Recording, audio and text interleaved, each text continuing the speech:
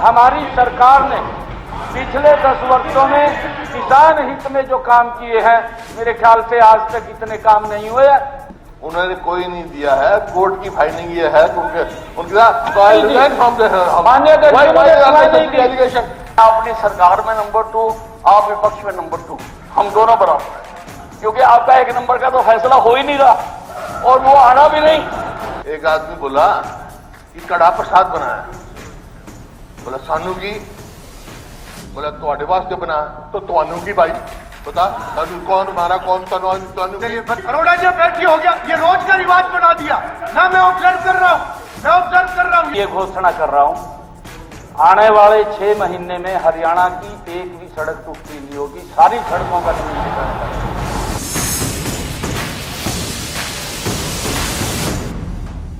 चंद्रवाल जी को मालूम है 2014 से पहले जहां से ये चलते थे चंडीगढ़ आने में कितना समय लगता था, ये बताएं, और आज कितना समय लगता है। सड़कों की स्थिति देखिए, ये जिसकी बात कर रहा है, नहीं बताना पड़ेगा। 2014 से पहले कितना समय चंडीगढ़ आने में लगता था गोहाना से, माननीय अध्यक्ष जी, हालत खराब हो जाती थी।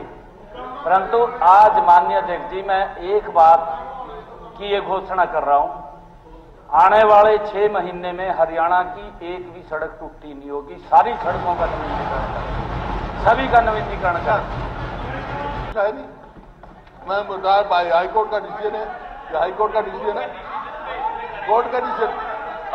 जनाब कोर्ट के डिसीजन पे कमेंट कर रहे हैं। सीएम साहब, आप इसमें कुछ कहना चाहेंगे? अगर आप कुछ कहना चाहें तो कहें, उसके बाद ये मुख्यमंत्री अगर जैसा कहा है मुख्यमंत्री जी ने, उन्होंने कोई नहीं दिया है, कोर्ट की फाइंडिंग ये है कि एलिगेशन कोर्ट का decision final go to supreme court, high court. You can't discuss every decision of the court है the parliament. I have never seen any decision being discussed in the house. नहीं, देखिए, अगर माननीय ये व्यवस्था की बात है और अगर किसी के साथ कोई अन्याय हुआ है और उस व्यक्ति ने अपनी बात को उठाया है, माननीय कोर्ट ने उसके ऊपर टिप्पणी दी है, मैं उस टिप्पणी की बात कर रहा हूं माननीय। नहीं, मैं ये बता रहा हूं जी, माननीय अध्यक्ष जी, जो ये अमित कुमार का लड़का था जो कोर्ट में गया है, माननीय न्यायालय ने याचिकाकर्ता के सारे आरोपों की जांच के लिए एक 3 सदस्यीय कमेटी भी बनाई है। वो इसी में लिखा हुआ है जी, इसी में लिखा हुआ है, मैं कह रहा हूं एक कमेटी 16 साल हो गए माननीय अध्यक्ष जी। वो कह रहा है कि 16 साल लगे हो गए कि मैं कोई डिसीजन नहीं दे सकता, परंतु एक कमेटी बना दी। कमेटी ने अपनी रिपोर्ट में इंप्रेशन के इस आरोप पर SCS ने उन्हें कहा कि लिखित परीक्षा की अटेंडेंस सीट अब उपलब्ध नहीं है, क्योंकि उन्होंने जब कहा 16 साल हो गए, उनकी जिन्होंने साइन किए थे वो भी नहीं है उसके अंदर अटेंडेंस सीट, वो भी नहीं है। ये भी इतना लंबा समय नहीं रख सकते माननीय अध्यक्ष जी, और इसलिए इसकी जांच के लिए उन दोनों की हैंड राइटिंग का सैंपल लेकर उत्तर पुस्तिका में दर्ज लिखाई का फोरेंसिक मिलान किसी स्पेशलाइज्ड एजेंसी द्वारा किया जाना चाहिए। ये उसके अंदर कहा, ये इसके अंदर कहा है माननीय जो फैसला है। देखिए उनकी बात ठीक, ये माननीय कोर्ट ने कहा। मैं आज ये अगर विषय उठ रहा है, हमारे माननीय सदस्य ने उठाया और हमारे विपक्ष के भी इसके बारे में कह रहे हैं, मैं एक बात अवश्य यहां पर आज कहना चाहूंगा कि हम एजी से इसकी राय लेंगे, एजी से राय लेंगे। यदि कोर्ट के निर्णय की अनुपालना में हरियाणा स्टाफ सिलेक्शन कमीशन मामले की जांच किसी स्पेशलाइज्ड एजेंसी से करवा सकता है तो सरकार उसे तुरंत सेवाएं उपलब्ध कराने के लिए तैयार है। तो ये कई दिनों से मेरी उम्र की बात उठा रहे हैं, तो सर मैंने कैलकुलेट करा लिया, मेरी उम्र 45 साल की। अभी तो युवा मोर्चा में आप अध्यक्ष महोदय, उम्र जो है वो डेट ऑफ बर्थ से नहीं नापी जाती, मैंने कल 45 साल के युवक के साथ दौड़ लगाई और मैं उससे आगे निकला, इसलिए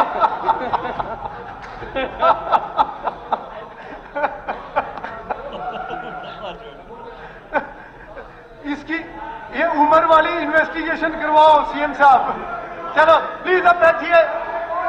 कुलदीप जी बैठिए। नहीं बत्रा जी अभी नहीं। इंदुराज आपका समय शुरू हो गया। आपका समय शुरू हो गया।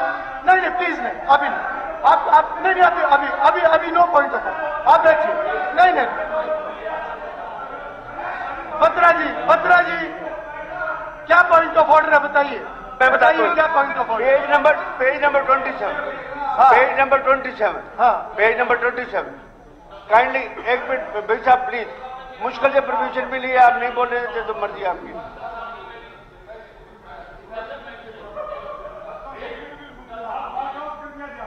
मेरी बात करी है और मुझे झूठा बताया। हुड्डा साहब मेरी बात सुन लो, मेरी बात सुन लो। अब मुझे बोलने का अधिकार तो है। आप दोनों पुराने मित्र हो। पुराने मित्र हो। उम्र का बैठ के फैसला कर, इकट्ठे बैठ के फैसला कर। मुझे बोलने का अधिकार बत्रा तो जी है आप ना? प्लीज अपनी बात रखिए। मेरा अधिकार तो मत छीनो। हुड्डा विद साहब मैं और आप दोनों बराबर हैं।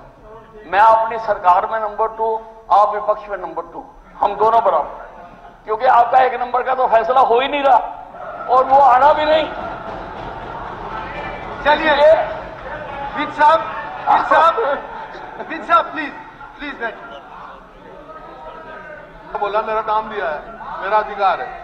अध्यक्ष महोदय,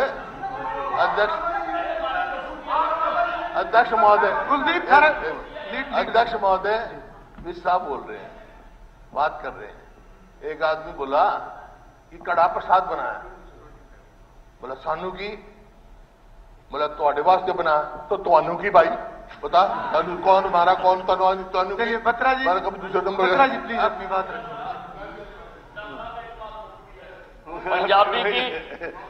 पंजाबी की एक कहावत है, वो मैं सुनाना चाहता हूं कि गठड़ी अपनी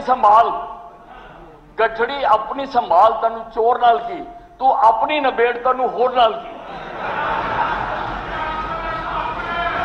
चलिए हुड्डा साहब बराबर हो गया। टाई बराबर हो गया। Still stand on my words. मैं विद साहब को सच्चा मानता हूं और हाउस में उन्होंने कहा मैं 45 साल का हूं। अगर ये इनकी सच है बात तो भाई मैं छोड़ देता हूं, इस्तीफा ही दे देता हूं। ये खड़ा होकर कहते भाई ये सच है, कहते कि 60,000 करोड़ रुपया किसानों पे कर्जा है और ये ऐसा नहीं है कि आज हुआ है, ये चलता आ रहा है। 11 साल से आपकी मंत्री महोदय जी, आपकी सरकार है, मुख्यमंत्री जी, क्या ऐसे प्रयास किए गए कि हमने उन किसानों का कर्जा कम करने के लिए क्या ऐसी नीति बनाई गई जिनसे उन किसानों का जो 60,000 करोड़ रुपया कर्जा है, 27 लाख किसानों में से कितने किसानों को इस बात का लाभ पहुंचा जो सरकार की नीतियां पॉलिसियां हैं? माननीय अध्यक्ष जी, जो अभी आदित्य जी ने बात कही है, क्योंकि पैसा बकाया है किसानों का, परंतु किसान पुराना कर्जा लेता है और लेता भी और देता भी रहता है। एक रोटेशन है किसान की, बैंक से वो कर्जा लेगा, वापस भी करेगा। किसान फसल का लोन लगातार लेते और देते रहते हैं। इसमें माननीय अध्यक्ष जी, जैसे ट्रैक्टर है, कल्टीवेटर है, जो हमारे किसान के इंस्ट्रूमेंट हैं, हार्वेस्टर है, लैंड लेवलिंग है, और जो कई इस प्रकार के इंस्ट्रूमेंट जिनके ऊपर किसान लोन मध्य अवधि के लिए लेता है, समय अनुसार उसको वापस भी करता है। ऐसा नहीं है कि वापस नहीं करता, किसान उसको वापस भी करता है। मैं माननीय सदस्य जी बताना चाहूंगा कि हर को बैंक 1.5 लाख तक का लोन देता है, जिसका इंटरेस्ट माननीय अध्यक्ष जी वो सरकार वहन करती है। मैं उसके बारे में बताना चाहता हूं कि जो हरको बैंक से वो लोन लेता है वो 7% ब्याज के ऊपर उसको मिलता है, परंतु उसका हरियाणा सरकार 4% वहन करती है और केंद्र सरकार 3% वहन करती है। कोई इंटरेस्ट किसान का नहीं लगता, बिना इंटरेस्ट के उसको लोन देने का काम सरकार करती है और इसी कारण से किसान लेता भी है देता भी रहता है उसके ऊपर। और ये जो माननीय सदस्य जी ने पूछा है कि कितने किसान इससे लाभान्वित हुए हैं, कोई भी किसान अगर लोन लेना चाहे तो उसका ये इंटरेस्ट है तो इंटरेस्ट सरकार उसका वहन करती है। जो मैंने बताया है उसकी एक प्रक्रिया है, क्योंकि किसान के लिए एक कोऑपरेटिव बैंक से उसको वो लोन मिलता है। यह कहना है कि बल्लड़ की श्यामला दे की पंचायत की जमीनों पर कब्जा है। इसमें एक जोड़ कुंदन कॉलोनी की जोड़ है जो 8 एकड़ में, जिसमें 1 एकड़ में कब्जा हुआ है। एक होली चौक है जिसकी मंत्री जी ने जवाब दिया है। एक उसके पीछे जो पंचायत भवन है उसके सुप्रीम कोर्ट के न्याय के फैसले के बाद जितनी चरागाह है या तालाबों की जमीन है ये सब खाली होनी चाहिए, उनकी म्यूटेशन अपने नाम होनी चाहिए, निगम के नाम म्यूटेशन होनी चाहिए। जब हरियाणा सरकार ने फैसला लाए कि सरकार की जमीन इस तरह जो कब्जे हैं जो अपने कोर्ट में केस डाल देते हैं और लंबा समय खींचते कब्जा, मेरा मंत्री से कहना है कि कुंदन कॉलोनी जो जोड़ पे जो नपाई तुलाई है उसके एरिया में जो कुंदन कॉलोनी जोड़ पे कब्जा है वो कितनी है, आज कितनी है। जो माननीय सदस्य ने 2 भूमियां बल्लभगढ़ के बारे में अलग अलग खसरे की पूछी है। एक 25 कनाल 3 मरला जो खसरा नंबर 91 के अंदर आती है उस पर कोई कब्जा नहीं है, और दूसरी भूमि पंचायत भवन बल्लभगढ़ के पीछे होली चौक के अंतर्गत आने वाली 18 कनाल 3 मरला, उसमें 1 कनाल भूमि पर कब्जा है, 3 लोगों का वैध कब्जा है, जिसको रोकने का काम माननीय पंजाब एंड हरियाणा उच्च न्यायालय ने किया हुआ है। 2020 से अब तक यथास्थिति बरकरार है, लेकिन डिपार्टमेंट अपना पूर्ण प्रयास कर रहा है कि उसे रेगुलर उसे खाली कराने के लिए या केस को आगे ले जाने के लिए। बाकी जमीन पर कोई किसी तरीके का कोई कब्जा नहीं है। अध्यक्ष जी, जो माननीय सदस्य ने जो पूछा है ये टोटल जमीन जो कुंदन कॉलोनी की जो बात करी गई है वो 25 कनाल 13 मरला है, जो कि जोड़ के अंतर्गत आती है, गैर मुमकिन जोड़ है और इसकी स्थिति जो है बिल्कुल एकदम खाली है, किसी ने कोई अवैध रूप से इस पर कब्जा नहीं किया हुआ। उसके अलावा कोई और एक माइक्रो लेवल पे कोई ऐसी स्कीम ला सकते हैं जहां कि हमें ये सोचने पे मजबूर है कि भाई क्यों ये अनाधिकृत कॉलोनियां जो इतनी मशरूमिंग हो रही है पूरे हरियाणा में। तो माननीय सदस्य ने चिंता जताई है कि जो पंचायत के अंदर भूमि थी वो अगर नगरपालिका क्षेत्र के अंदर आ गई है तो ये स्कीम दोनों पर लागू है, चाहे वो नगरपालिका क्षेत्र के अंदर है चाहे नगरपालिका क्षेत्र के बाहर है। दोनों तरह की कॉलोनियों को रेगुलाइज करने का प्रोविजन है और दोनों में कॉलोनियों को रेगुलाइज किया गया। सैकड़ों की संख्या में कॉलोनियों को रेगुलाइज करके उसमें हजारों करोड़ रुपए लगा के मूलभूत सुविधाएं देने का काम हरियाणा की भारतीय जनता पार्टी सरकार कर रही है। और इसके बावजूद जो सदस्य ने चिंता जताई है कि हमें कोई और स्कीम अफोर्डेबल की लानी चाहिए, तो उसके तहत 5 एकड़ तक की स्कीम है और बहुत ही कम उसके रेट्स हैं। लेकिन जैसा कहा कि ये चिंताजनक काम है, उसके बावजूद भी, सख्ती के बावजूद भी कुछ कॉलोनीज और अनऑथराइज डेवलप हो रही हैं। उसके लिए एक पूरी डिटेल चर्चा करने की जरूरत है और उस पर एक नए कड़े कानून लेकर आएंगे और कोई लिबरलाइज करने के लिए कोई और पॉलिसी बनेगी तो उस पॉलिसी को बनाने का काम भी हम लोग करेंगे। अध्यक्ष महोदय, आपके माध्यम से मैं मुख्यमंत्री जी को कहना चाहता हूं, सुन रहे हो तो e tendering must be stopped immediately for registered संस्थाएं, जो जितने भी ये धर्मशाला है, कम्युनिटी सेंटर है, कुछ भी है, पुलिस कांस्टेबल है, कोई और है, कहते हैं जी हमारी तनख्वाह तो इतनी, और ये देखो जी ये भी सिपाही है चंडीगढ़ में, यूटी में, इसकी 70,000, हमारी जी 20,000, मेरी 14 साल की सर्विस होगी, मेरी 40,000, उसकी 80,000। मेरा सरकार से आग्रह है, बहुत खतरनाक ड्यूटी देते हैं बेचारे, करप्शन भी इसीलिए करते हैं, वरना करप्शन भी बहुत कम करेंगे, बहुत फर्क पड़ जाएगा। उनको पंजाब के समान वेतनमान दिया जाए, मेरा सरकार से आग्रह है। बहुत दिन से मामला चल रहा है ओल्ड पेंशन का, पुरानी पेंशन का। पेंशन के बिना एम्प्लाई, यूं समझिए बिना एम्प्लॉयमेंट का है, बिना सरकारी एम्प्लॉय है। मोदी साहब से रिक्वेस्ट करें, सरकार से रिक्वेस्ट करें कि जी ये पुरानी पेंशन जो है उसको बहाल करो, ये बहुत जरूरी है। सरकार को एक तरफ ध्यान दिलाना चाहता हूं कि जो हमारा बजट आया है, इस बजट में 352 करोड़ का कर्जा हो गया। 2014 तक ये 70 करोड़ का था। चलो कोई बात नहीं, आज हमने ये देखना चाहिए कि हमारी टोटल बोरोइंग्स कितनी है, वो 34% है, और उनको रीपेमेंट के लिए हम लोन ले रहे हैं, ब्याज पे ब्याज भर रहे हैं, वो 30% है। ये भी देखी जाए। आज हमने हमारी सीरियसनेस देखनी चाहिए। अभी जैसे हमारे से पहले जो स्पीकर साहब सबने उठाया भी है कि भाई 6500 करोड़ की 215 ऐसी योजनाएं हैं जिन पे जो मनी स्पेंड होनी थी, जो खर्चा होना चाहिए था, प्लान्ड बजट था, वो खर्च नहीं हुआ है। इसमें या तो सरकार खर्च करवाना ही नहीं चाहती थी या अधिकारियों ने काम नहीं किया। तो ये एक सरकार की सीरियसनेस पे कि वो डेवलपमेंट चाहते हैं या नहीं चाहते। 6500 करोड़ रुपए एक तरीके से बर्बाद हो गए, जहां लगने थे वहां नहीं लगे, क्योंकि कहां ये ट्रिपल इंजन जो है, आज को सोचना चाहिए भाई ट्रिपल इंजन हो गए, पर इंजन में हॉर्स पावर ज्यादा होगी, दिशाहीन होगी। स्पीकर सर, मुख्यमंत्री जी ने एक बात कही, कृषि हमारे प्रदेश की अर्थव्यवस्था की रीढ़ की हड्डी है, और साथ में कहा हेल्थ और एजुकेशन दाएं बाएं बाजू है।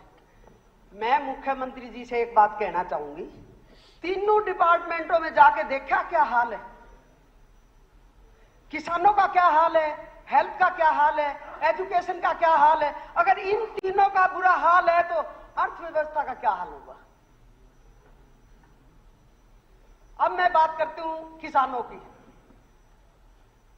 मुख्यमंत्री जी ने कहा था 2022 में आय दुगनी करेंगे, 2025 हो गया है, आय दुगनी नहीं हुई है, ना उनको उनकी फसल का उचित मुआवजा मिलता है। और स्पीकर सर, अब पता क्या लिखते हैं, किसानों की आय बढ़ाई जाएगी।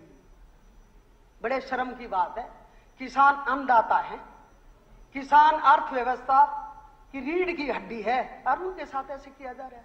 हरियाणा की इस महान विधानसभा में बहुत ही एक चिंता का विषय जल सुरक्षा के लिए आपने इसको एक्सेप्ट किया है। जल ही जीवन है, इट्स ए लाइफ लाइन। जिस तरह से ऑक्सीजन जरूरी है जीने के लिए, उतना ही पानी भी जरूरी है, और क्वालिटी और क्वांटिटी ऑफ वाटर को बचाए रखने के लिए हमें चिंता भी करनी चाहिए, क्योंकि बहुत बड़ा एक चैलेंज है आज के समय में। जिस प्रकार से पीने का साफ पानी, पीने के लिए भी, कुकिंग के लिए भी, ह्यूमन बीइंग्स को भी और जानवरों को भी, सभी के लिए चाहिए, किसानों को खेती के लिए भी चाहिए। अध्यक्ष महोदय, ब्यूरो ऑफ इंडियन स्टैंडर्ड्स ने कुछ स्टैंडर्ड जो हैं वो नियुक्त किए हैं। हमारे लिए जो है Indian standard of drinking water quality जो है, इट्स इंडियन स्टैंडर्ड 105002012। ये बहुत ही, इसके लिए आउटलाइंस डिसाइड की गई हैं कि जो परमिसिबल है, और बहुत ही जैसा भारत भूषण बत्रा जी ने कहा कि आज के समय में ये चिंता का विषय है कि आने वाले समय में और ज्यादा पीने के पानी की जो है वो दिक्कतें आने वाली है।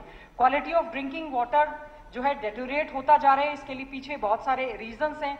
It includes pH, turbidity, total dissolved solid, TDS इसका बढ़ता जा रहा है, स्मेल आ रही है, टेस्ट खराब पानी का होता जा रहा है, बीमारियां फैलती जा रही हैं। और इसमें जो बीमारियों में विशेष तौर से अध्यक्ष महोदय, जो हेल्थ पॉइंट ऑफ व्यू से अगर हम इसको देखते हैं, प्रोलॉन्ग एक्सपोजर अगर गंदे पानी का होता है, उससे हमें जो है कैंसर की बीमारी फैल रही है, और इंटरनल ऑर्गन्स खराब हो रहे हैं, लीवर है, किडनी है, रेस्पिरेटरी सिस्टम में काफी ज्यादा प्रॉब्लम आती है। Even it can cause the hormonal imbalances also. Excess fluoride use करने की वजह से क्या है, हमारे दांत भी खराब हो रहे हैं, कैल्शियम की कमी हमारी हो रही है, स्केलेटन की बीमारियां हमें इसमें हो रही हैं, स्किन डिजीज हो रही हैं। तो इसमें हमें बहुत ज्यादा गंभीरता इसमें देखनी चाहिए कि इतना चिंता का विषय है, जो मानक निर्धारित कर दिए गए हैं उसके अनुरूप सभी का हक बनता है कि पीने का अच्छा पानी मिले। इसमें जो हमने ये शॉर्ट ड्यूरेशन आपने मंजूर करी है उसके लिए शुक्रिया, क्योंकि ये विषय ऐसा है, बहुत जरूरी है स्टेट के लिए, और in the interest of the state and interest of the people of Haryana.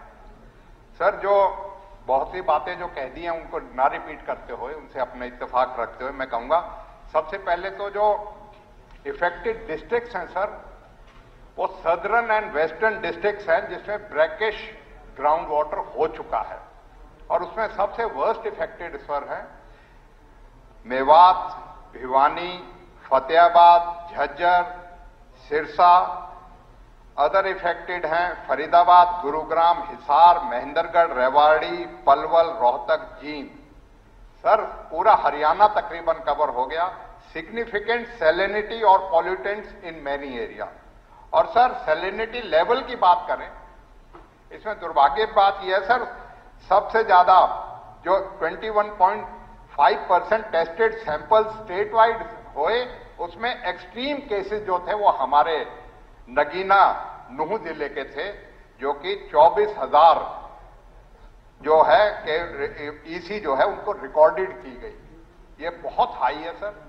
और पूरे हरियाणा में तकरीबन 2.25 लाख हेक्टेयर जो है, 3% जो हरियाणा का क्षेत्रफल है, वो सीवियर जो है सॉल्ट इफेक्टेड वाटर से है, जो ना पीने के योग्य है ना खेती के योग्य है। शॉर्ट टर्म आपने बदल दिया उसको। ये बहुत महत्वपूर्ण विषय है। सभी साथियों ने अपने विचार रखे, किस किस्म का हो, क्या तकलीफ है, सबको मालूम है कि बड़े बड़े शहर बस रहे हैं, वहां से सीवरेज जाता है, उनका हो जाता है, सब चीज। लेकिन बेसिक क्या है, बेसिक इसकी समस्या का क्या समाधान हो सकता है हरियाणा के लिए, वो है पानी। अनलेस यू हैव वाटर, ना रिचार्ज होगा, ना आगे जाएगा। और उसके हमने भी प्रयास किया, आप भी प्रयास करो, आज से नहीं बहुत साल से प्रयास चल रहा है। उसका एक बेसिक ये है, ये किसाऊ और वो डैम बनवाओ, नंबर 1। नंबर 2 SYL जो सुप्रीम कोर्ट ने फैसला कर दिया है वो लेके आओ। नंबर 3 जो वाटर रिचार्ज के लिए जो स्कीम थी, दादूपुर नलवी थी, या ऐसी और स्कीम में बनाओ, ताकि पानी हो सके, पानी नीचे जा सके। बाकी आप इंफ्रास्ट्रक्चर पे तो कभी भी कर सकते हैं, पानी नहीं होगा तो कहां से आओगे आप? हमारे हक का पानी है, कसाऊ डैम का पानी हमारे आना है, लक्ष्मणदासी डैम का पानी हमारे आना है, बिजली का एक समझौता और पैसे जमा करा रखे हमने, हरियाणा सरकार ने कुछ दे रखा अपना शेयर। तो वो मेरे आपसे ये है, हमने भी कोशिश की, आप भी उसकी कोशिश करो ताकि इसका परमानेंट समाधान निकल सके। और जो माननीय सदस्यों ने जो कंसर्न्स रेज करे हैं, वो उतने इक्वली कंसर्न हम लोग हैं, और गवर्नमेंट कमिटेड है कि ये जो स्थिति है इसमें सुधार आए। सरकार ने क्वालिटी और क्वांटिटी के संबंध में कार्य इस डायरेक्शंस में कर रही है, और सबसे पहले सरकार ने 2200 ऑब्जर्वेशन पॉइंट्स पर नियमित रूप से भूजल की क्वालिटी और क्वांटिटी पर मॉनिटरिंग का काम कर रही है। Central ground water board Bharat सरकार की संस्था ने भी इस डिक्लाइनिंग क्वालिटी की ओर इशारा किया है। क्वालिटी में सुधार करना एक स्लो प्रोसेस है। इतना हमारी सरकार ने पिछले 10 वर्षों में किसान हित में जो काम किए हैं, मेरे ख्याल से आज तक इतने काम नहीं हुए। उन्होंने कोई नहीं दिया है, कोर्ट की फाइंडिंग ये है